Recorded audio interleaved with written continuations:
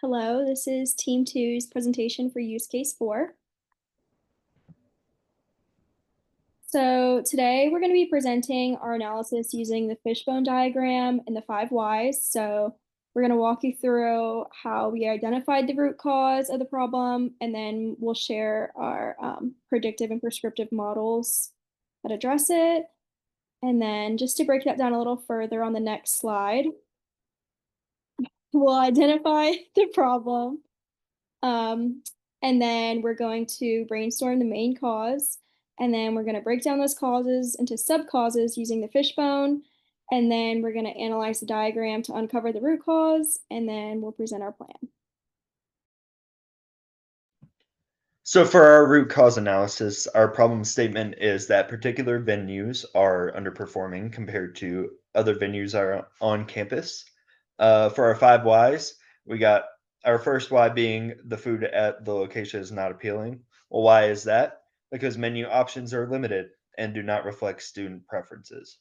And why is that? Because there's insufficient feedback collection from students about their dining experiences, which is caused by the venue lacking a system for regularly updating offerings based on demands and trends, which is caused by the dining hall staff lacking training or autonomy to adapt to offerings based on real-time student feedbacks.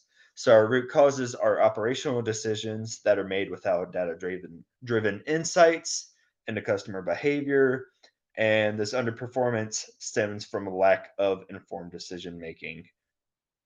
And instead of using data to guide menu decisions and pricing, the venue relies on assumptions or outdated practices.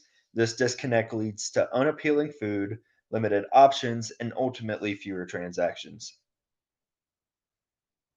So, for our information for the root cause, it's based off of the transaction data from campus dining.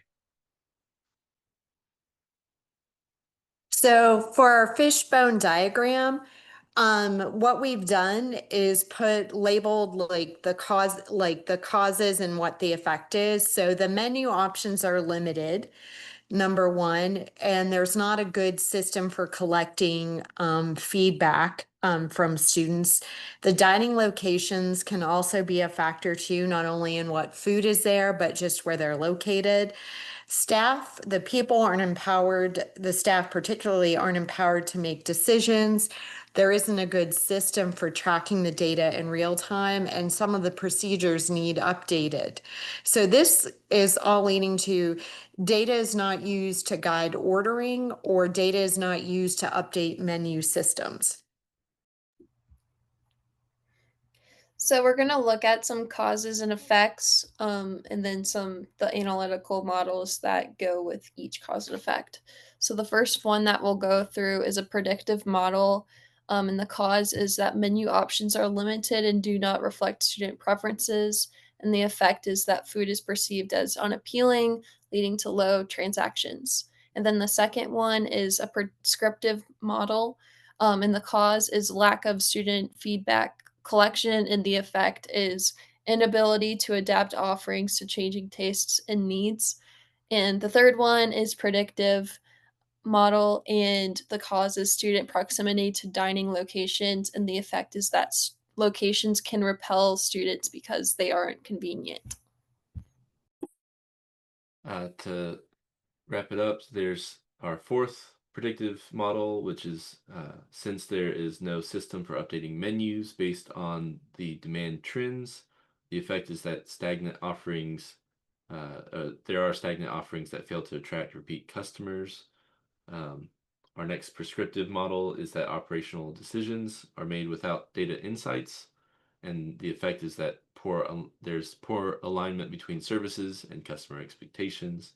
And lastly, our prescriptive model is that the staff are not empowered to act on feedback that they receive, and so the effect is that there are missed opportunities for real-time improvements.